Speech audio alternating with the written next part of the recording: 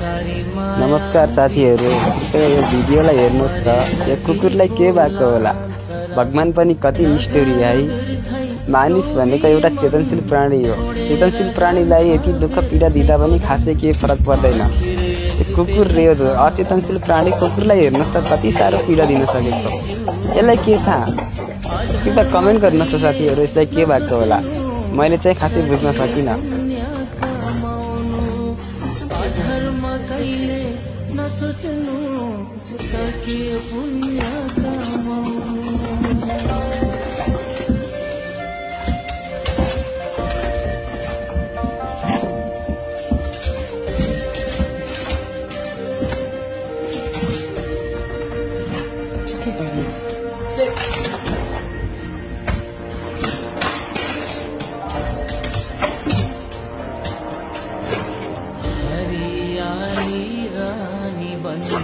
संतोष राख्नु आफ्नै